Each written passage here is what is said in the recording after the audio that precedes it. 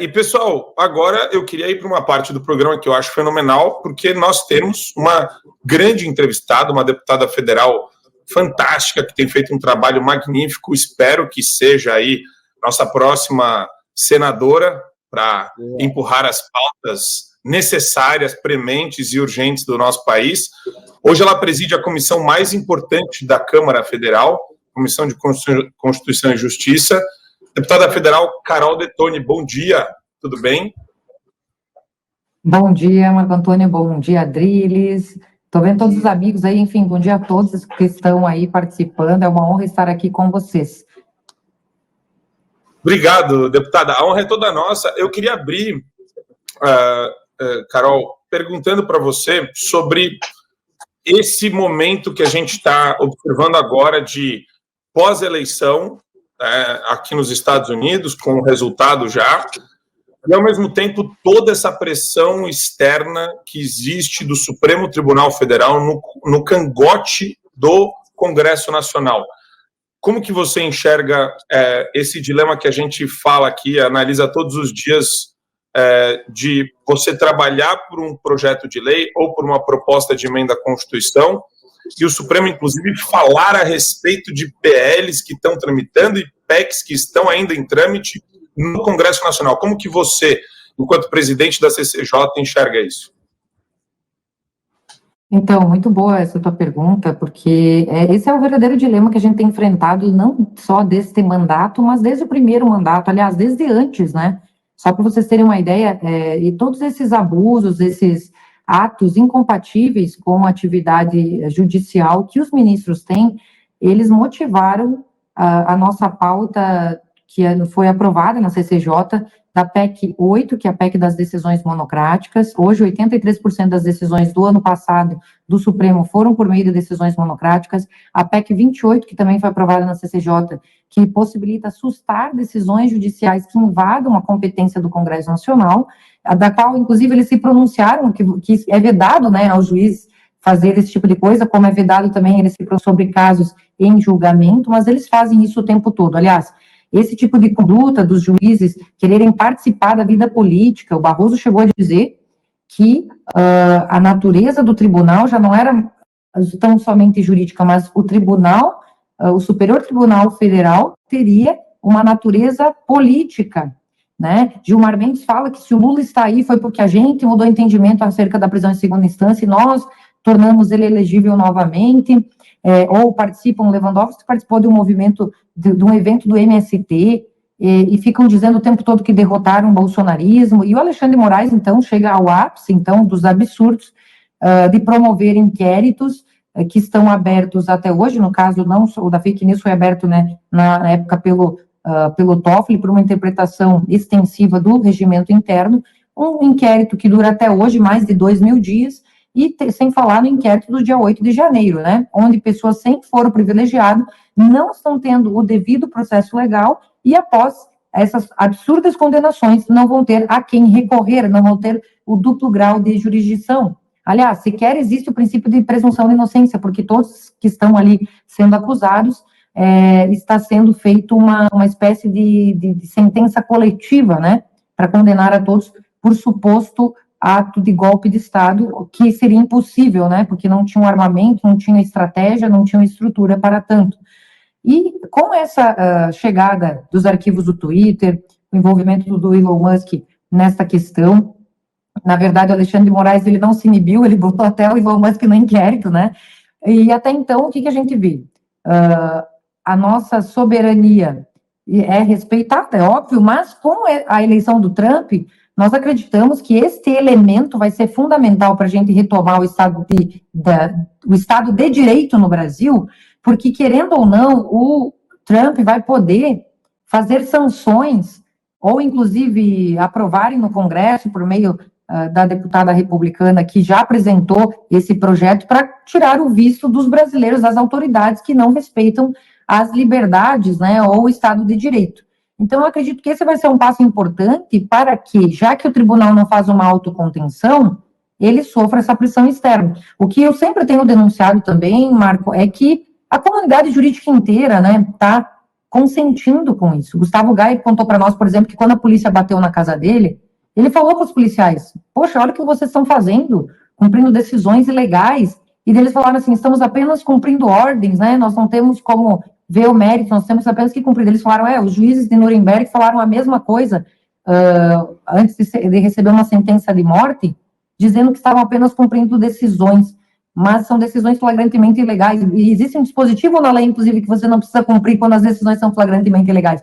Mas, por exemplo, Polícia Federal está consentindo com o que está acontecendo, os advogados, a OAB fazendo um papelão agora, botando o Ives Gandra num processo administrativo, porque ele teria incitado um golpe de Estado, um dos mais renomados juristas, mais respeitados, um dos maiores conhecedores do ordenamento jurídico brasileiro, tendo que se submeter a uma gestão da OAB flagrantemente de esquerda, conivente com esses absurdos, omissa. Os próprios juízes, eu recebo muita visita de juízes, promotores, advogados na CCJ, pleiteando processos ou dizendo, esse daqui prejudica a nossa classe, advogados da União, todos consentindo com esse absurdo.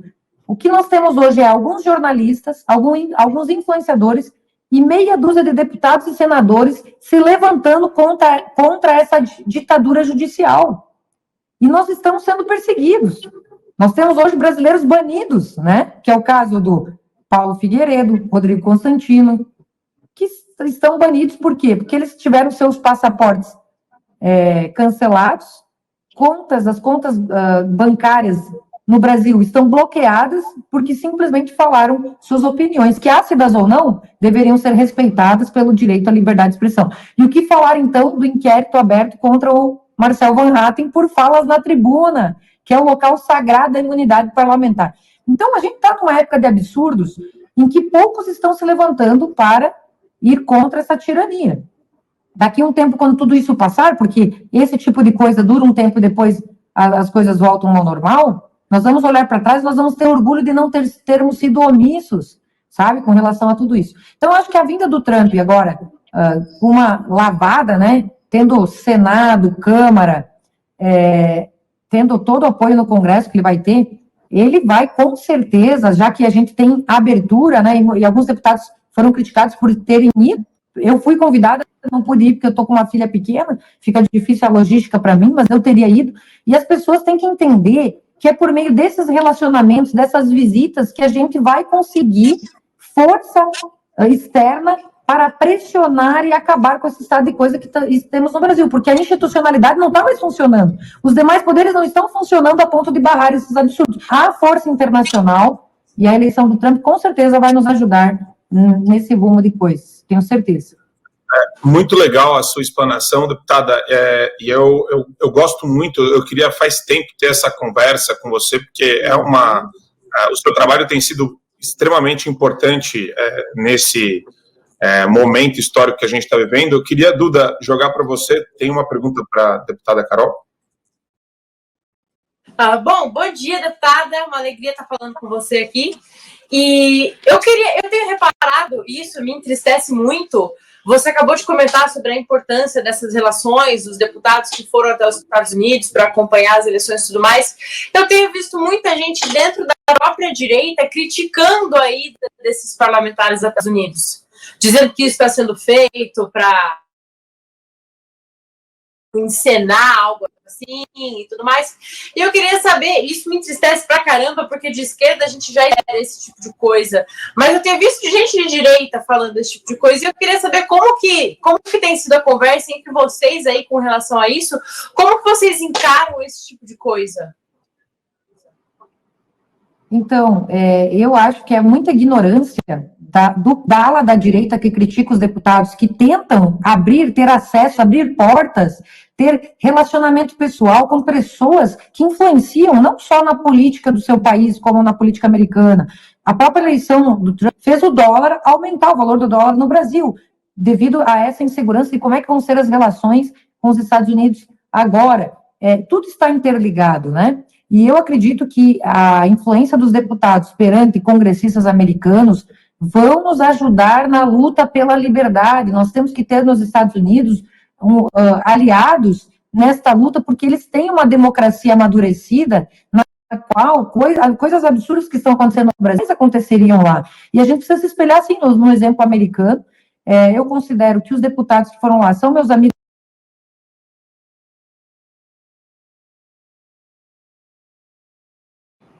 para entender que se hoje nós temos, eu acredito, né? Se hoje nós temos o espaço da CCJ, foi porque também a gente está fazendo aquilo que é possível, não o ideal. Eu vou dizer para vocês, o ideal seria nós lançarmos um candidato à presidência da Câmara, por exemplo, de direita, de oposição. Só que nós só temos 120 deputados da oposição. Nós não temos força suficiente, maioria, para fazer um presidente da Câmara. E se nós não apoiarmos o presidente que vai ganhar, nós vamos ficar sem os espaços. Por exemplo, a CCJ esse ano foi o único espaço dentro do Congresso Nacional onde nós pudemos colocar as pautas da direita, debater e aprovar no colegiado. Teve momentos que o Lira e o Pacheco não estavam pautando nada, que nós conseguimos pautar o Brasil.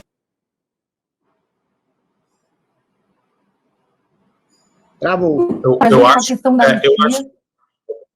Desculpa, deputada, deu uma travadinha, mas já voltou. Pode continuar. A minha internet está falhando um pouco. Enfim, dizer que nós estamos conseguindo espaços importantes, muitas vezes tendo que se aliar a pessoas que nós não gostaríamos, mas que, na altura, enquanto nós não tivermos maioria, nós temos que fazer isso.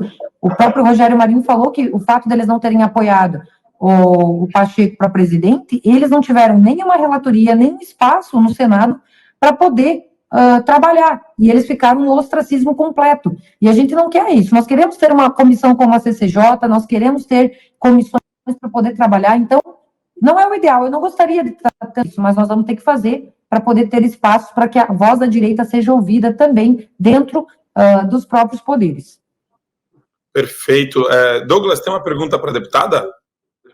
Sim, bom dia, deputada. Prazer enorme estar aqui falando com a senhora. Deputada, a oposição tem feito seu trabalho, se colocado contra os abusos do STF, contra o Congresso, né? Mas a gente sabe que nada vai para frente hoje se não tiver a vontade do Centrão, ou seja, a gente entende que vocês são obrigados a ter que dialogar com o Centrão para avançar essa pauta tão importante para nós, que é dizer para o STF, vocês só podem vir até aqui. Eu queria saber, deputada, como é que tem sido esse diálogo com o Centrão? Eles se mostram, pelo menos, aptos a ouvir ou eles se sentem, assim, com medo absoluto? Porque a senhora falou que a institucionalidade não está funcionando, de fato, né? Eu fico triste por causa disso. Mas eu acredito que parte dessa responsabilidade, uma imensa parte dessa responsabilidade, tem sido do Centrão. Como tem sido esse diálogo? Eles têm se colocado, pelo menos, a ouvir a oposição? Olha, eu vou dizer para vocês que um dos projetos que nós aprovamos na CCJ, vou dar um exemplo, foi o projeto do Sócines para atualizar a lei do impeachment, a lei 1079 de 50. E esse projeto tinha sido submetido contra o ativismo judicial lá na legislatura passada, quando a Bia foi presidente da CCJ. E nós perdemos a votação por um voto.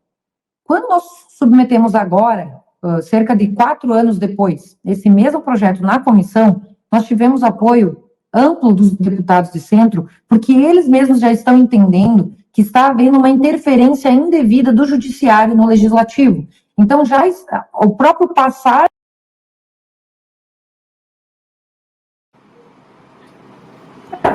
os poderes do STF. A minha internet acho que não está muito boa, né? Não, mas está ótimo. Voltou. Então, eu acredito que a maioria dos deputados de centro, eles são contra a liberação de droga. Eles não pararam para pensar na questão do aborto, mas se a gente fizer uma argumentação boa, talvez eles votem conosco. Aliás, vamos ver a questão do marco temporal, né? Que nós já temos 14% do território nacional demarcado para cerca de 1 milhão de índios. Não tem a necessidade de demarcar mais 14%, quase 30% do território. Nós aprovamos o marco temporal na Câmara, no Senado, derrubamos o veto do presidente Lula. O que está acontecendo agora? O Supremo, o Gilmar Mendes, está querendo fazer uma mesa de conciliação porque ele não quer aplicar, e tem pessoas já sendo retiradas das terras. Eu vi o caso de um homem que foi colocado numa terra para fins de reforma agrária, produzia 6 mil cocos por mês, era a sua sobrevivência. Ele falou, estou aqui desde 86, fui colocado aqui por conta da reforma agrária, sobrevivo da produção familiar. E agora o próprio governo Lula, né, o próprio que fez a reforma agrária e colocou ele lá, está retirando ele lá porque demarcou como território indígena. E essa pessoa vai ficar na rua da amargura. Essa questão de demarcar territórios, por exemplo, para a terra indígena, nós acreditamos que já foi superado, o Centrão também acredita que já foi superado, mas a esquerda continua insistindo. E o ministro Gilmar Mendes está dando vazão a isso, olvidando a vontade do Congresso Nacional, como aconteceu com a desoneração da Folha. E eles, aos poucos, estão vendo que isso aí já está extrapolando e estão vindo para o nosso lado. Só que isso tudo tem que ser feito com o tempo. Por isso que eu digo, na próxima eleição, provavelmente nós vamos fazer 2/3 do Senado. Vamos fazer aí cerca de, sei lá, se nós tivermos 250 deputados, seria um sonho. Aí nós vamos ter a maioria no Congresso Nacional. E aí todas as nossas pautas que são caras à direita, com certeza, vão ter mais respaldo para serem dadas. Eu acredito que é um caminho natural. Basta nós vermos na primeira eleição do presidente Bolsonaro, foram eleitos 54 deputados de direita com o Bolsonaro, agora 99 deputados, com exceção daqueles que saíram ao longo do tempo, mas eu acredito que na próxima eleição as coisas vão gradualmente melhorando. A direita precisa perseverar e resistir, diria o professor Olavo de Carvalho.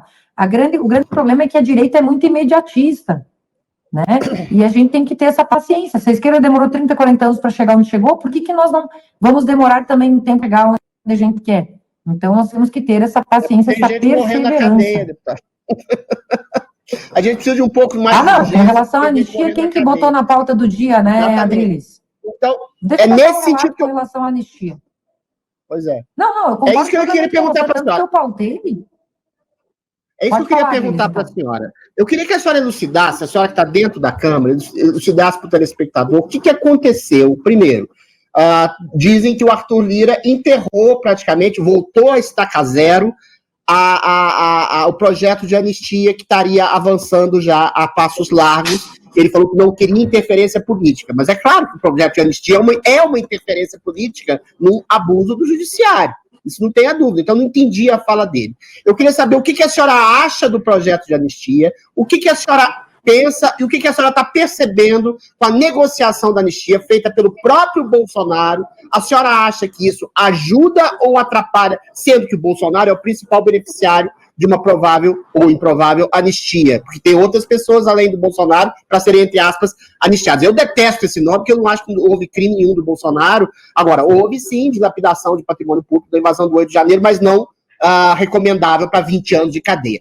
Então, são essas perguntas que eu te faço. O que o Arthur Lira fez? Por que ele fez o que fez? Voltou a estaca zero? Como estão as negociações? A visão da anistia do Congresso? E o que a senhora acha da figura do Bolsonaro negociando diretamente com o Alcolumbre o projeto de anistia?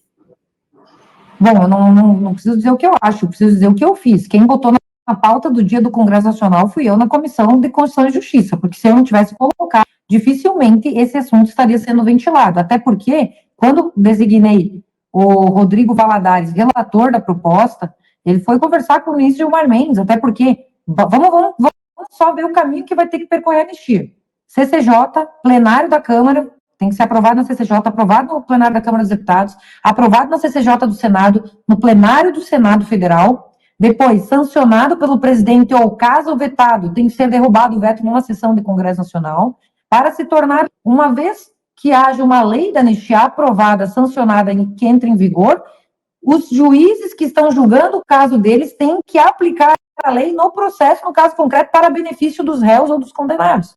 Então, nós temos um longo caminho a percorrer. Eu quis dar o primeiro passo, e eu já vou entrar na questão do Lira, mas é um passo importante. Quando o Rodrigo Valadares foi conversar com o Gilmar Mendes, justamente tentando esse entendimento, sabendo que quem vai aplicar são os juízes da causa, o Gilmar Mendes se surpreendeu. Ele disse o seguinte: como é que vocês já estão falando numa anistia, se agora, no segundo semestre desse ano, vai começar a operação com relação aos financiadores, aos empresários, aqueles que financiaram os atos golpistas? Olha o que ele falou. Ou seja, eles ficaram surpresos como se a anistia fosse algo precoce sendo feito. Quem estava defendendo essa pauta era o Elmar, o líder Elmar. Ele iria tentar a aprovação, tanto o partido dele, na Comissão de Constituição e Justiça, no plenário. Quando o Lira racha com ele começa a colocar o partido dele contra as votações. Aí nós tivemos uma certa dificuldade no início, porque o próprio relator da proposta era do partido dele, e ele que colocou como uma barganha o projeto da anistia para apoio ou não para a mesa diretora da Câmara dos Deputados. A partir do momento que o Arthur Lira diz que vai tirar da pauta do dia para que não influencie a mesa e cria uma comissão especial, nós temos duas hipóteses aí. E aí nós estamos confiando na palavra dele. Ele falou que era para tirar, então, dessa disputa, porque a anistia tem que ser votada pelo seu próprio mérito e não por uma disputa para a coordenação da Câmara. E, ao criar uma comissão especial, ele tem interesse também de ouvir pessoas que estão sendo injustiçadas para que, não só mobilizar a opinião pública e também os jornalistas que ainda não estão convencidos, para que toda a opinião pública em geral esteja a favor da proposta quando ela for votada. Isso é o que ele nos disse, com a promessa de votar no início de dezembro, no plenário da Câmara dos Deputados. Ele deu essa palavra para o presidente Bolsonaro, pedindo, sim, o apoio da bancada do PL para o candidato, ou seja, diz que vai tirar da negociação, mas no final das contas está dentro da negociação. Em princípio, essa anistia não trata, tem um bloco de projetos de anistia que trata da anistia do dia 8 de janeiro e outro bloco de projetos que trata da anistia do presidente Bolsonaro. Em princípio, essa anistia não abarcaria o presidente Bolsonaro, só os atos do dia 8 de janeiro, tá? Só para deixar claro. A não ser que o Bolsonaro disse que colocou tudo na mesa para o Alcolumbre, ele mesmo disse isso. Daí essa negociação pode ser que aconteça. Eu não estive presente e nem conversei com ele sobre isso. Mas se tiver, já anistia tudo logo. Também é uma opção, até porque eu considero que o fator pelo qual ele foi declarado inelegível é ridículo, né? Até porque ele pode questionar, sim, a questão do sistema eleitoral. Numa democracia você pode questionar. Bom, eu vejo, então, que a questão da anistia é importantíssima por conta da desproporcionalidade, da violação aos direitos humanos que está ocorrendo. E quem fez o dano tem que pagar, mas com a individualização da pena. Ou seja, eu danifiquei alguma coisa, tem um vídeo que prova, logo eu pago por aquilo, dentro de uma proporcionalidade da pena, como você falou, né, Adriles? Agora, 17 anos para uma mulher que escreveu com um batom, perdeu o mané, isso não é razoável nem aqui, nem em lugar nenhum, nem numa democracia do mundo. Enquanto isso, mulheres que cometeram tráfico de drogas, que têm filhos pequenos, podem responder em liberdade com prisão domiciliar, e ela está com prisão preventiva tendo filho pequeno, e para ela é 2 pesos, 2 medidas. Então, assim, é um absurdo o que está acontecendo no Brasil, e no que estiver ao nosso alcance, a anistia para nós é uma prioridade. Agora eu vou fazer uma pergunta, deputada, até na linha que eu tenho conversado aqui com a Bia Kicis, conversei com o Valadares, que estava aqui também acompanhando com a gente no PBD, a apuração, né, a noite aqui de apuração das eleições americanas. Felipe Barros estava com a gente, a Bia Kicis. Foi muito legal conversar com os deputados a respeito desse assunto, porque qual que é a minha questão aqui? A gente começou o movimento Fora Moraes, a gente já fez 4 manifestações de rua, o pessoal agora está tentando entender para onde a classe política vai em termos de pressão no Supremo Tribunal Federal. A gente estava até pouco tempo falando de impeachment do Alexandre de Moraes, saímos de 5 senadores, chegamos em 36 senadores, mas como que você enxerga isso no ambiente brasiliense, né? Porque eu senti estranhamente esfriar uma pauta que, na minha concepção, nunca poderia esfriar, mas as eleições municipais tomaram a atenção e a energia dos meios de comunicação e de muita parte, inclusive, da própria direita. Como que você vê agora, nesse final de ano? Você acha que vai ter mais mobilização também com apoio dos parlamentares, mobilizações populares, ou alguma coisa nesse sentido de pressionar o Senado Federal? Olha, eu vou ser bem sincera com vocês, assim como quando aconteceu a véspera do 8 de janeiro. Quando eu via o pessoal fazendo os acampamentos, e eu ia para Brasília, né, e eu via que em Brasília nem tocava no assunto, era como se o pessoal fosse invisível. Alguns amigos meus que estavam participando dos acampamentos vieram falar comigo, eu disse, olha, não vai acontecer nada, pelo que eu estou vendo lá em Brasília, não vai acontecer nada. Ninguém fala sequer a respeito disso. E o pessoal dizia, nossa, se você chegar ali naquele acampamento e falar isso, o pessoal vai te jogar pedra, eles estão crentes que vai acontecer alguma coisa. E eu falei, gente, vocês estão se iludindo, se auto-iludindo. Dito e feito, não aconteceu nada.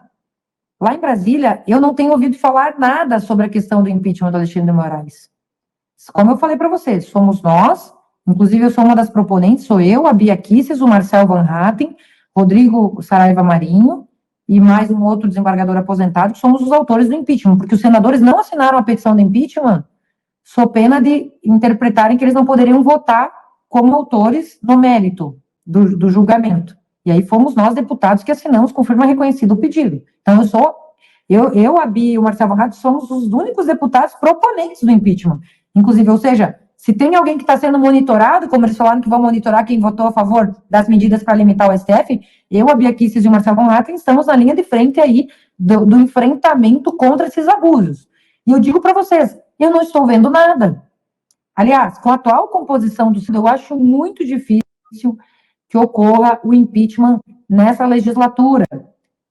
Inclusive, a expectativa do presidente Bolsonaro é participar ativamente da eleição para Senado daqui a 2 anos, renovar 2/3 dos senadores com pessoas realmente alinhadas com o Estado de Direito, que estejam dispostas a lutar por esse reequilíbrio entre os poderes e acabar com esses abusos, principalmente por parte do ministro Alexandre de Moraes. Então, eu acredito que esse ano não vai acontecer nada. Aliás, o Pacheco, ele tem engavetado. Uma das propostas que a gente aprovou, inclusive, coloca prazo para que ele delibere, sob pena de trancar a pauta do Senado, porque hoje é uma lei muito simples e ela não prevê como vai se dar o procedimento. Inclusive, olha como é que são os ministros, né? Se não me engano, foi o Gilmar Mendes que falou. A lei do impeachment é 1079 de 1950, ela valeu para fazer o impeachment do Collor e da Dilma.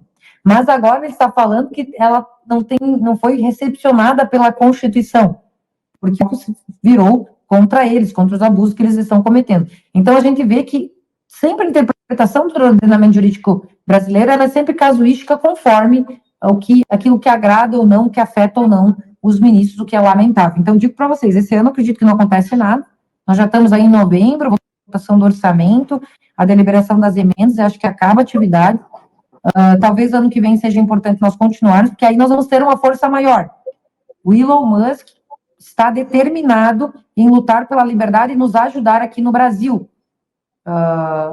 Soube por informações que, inclusive, ele queria o contato dos senadores para poder ver por que tem indecisos ainda com relação a isso. Então, eu acredito que ele vai, com certeza, conversar com o Trump sobre isso, quando os deputados brasileiros chegarem lá, para tentar colaborar ou influenciar nessa questão dos vistos, nessa questão de pressão internacional para que se retome o Estado de Direito no Brasil. E, Carol, vou fazer uma pergunta derradeira, porque eu admiro demais o trabalho que você faz, a coragem que você tem e a energia que você está colocando na CCJ. Naturalmente, o seu nome se qualifica para ser o nome do Senado Federal. Você está na linha de frente, você representa essa luta árdua, difícil, corajosa contra a tirania do Supremo. E como que você enxerga isso? Porque eu vejo muitas pessoas já lançando os nomes. Tem várias pré-candidaturas já meio que lançadas aí nesse ambiente. E o meu medo é ter meia dúzia de novos Romários em 2026. Esse é o meu medo. Romário, uma galera meio doida, o que se passa. Como que você enxerga essa questão da corrida eleitoral para o Senado? Olha, eu tenho muita vontade, com certeza, né, mas essa decisão, ela passa pelo Bolsonaro e pelo governo. Santa Catarina, nós temos um governador do PL, que é o ex-senador Jorginho Melo, que se elegeu governador. Uma das vagas, com certeza, vai ficar para bolsonarista, ala ideológica, e eu sou candidata, só tenho que ter a aprovação do presidente Bolsonaro e do governador. Mas eu estou trabalhando com muita humildade, porque eu estou em campanha para deputada federal. Mas se deve ir para o Senado, melhor, porque muitas pessoas se lançam ao Senado, queimam a largada, e depois, quando tem que voltar para ser deputado, já não tem mais dobradinha, já não tem mais espaço. Então, eu estou indo devagar, né, tentando conquistar com o meu trabalho, naturalmente, essa vaga, precisando da bênção aí, só do governador e do presidente Bolsonaro. Então, se isso der certo, com certeza, eu sou caríssima daí. Que legal. Queria agradecer. Alguém tem alguma pergunta adicional para a deputada Carol Detoni? Queria aproveitar para agradecer. Carol, obrigado por receber a gente. Sempre portas abertas. Hoje a gente estava com 15 mil pessoas aqui ao vivo em vários canais nos assistindo. Vou pedir para o pessoal não esquecer de deixar o like, de compartilhar a live, que é importante para nós, os joias, os likes. E queria agradecer. Sigam a Carol, a deputada Carol Detoni, no @CarolDetoni, no X e no Instagram, Caroline Detoni. Obrigado, deputada. Obrigada, e parabéns para o Adriles, né, que se elegeu vereador, né, Adriles? Obrigado, meu amor. Obrigado. O Adriles e a Duda também. Douglas, A Eduarda também. Sim, me candidatei. Ah, Não foi Eduarda dessa também, vez, qual mas cidade? graças a Deus a gente vai ter o Adriles lá. A Duda também, Praia Grande. Ela se elegeu Praia Grande. Aqui em São Paulo também. A Duda... Eu tenho vontade de me candidatar a legal, deputado parabéns. só para trabalhar ao lado da Carol. Obrigada. Tá bom, um abraço a todos, uma honra, viu? Admiro demais todos vocês, tá? Obrigado, Carol. Obrigado por essas abertas sempre aqui do Show da Manhã. Muito feliz de ter a sua companhia aqui com a gente. Obrigado por separar o tempinho. Igualmente, um grande abraço. Valeu.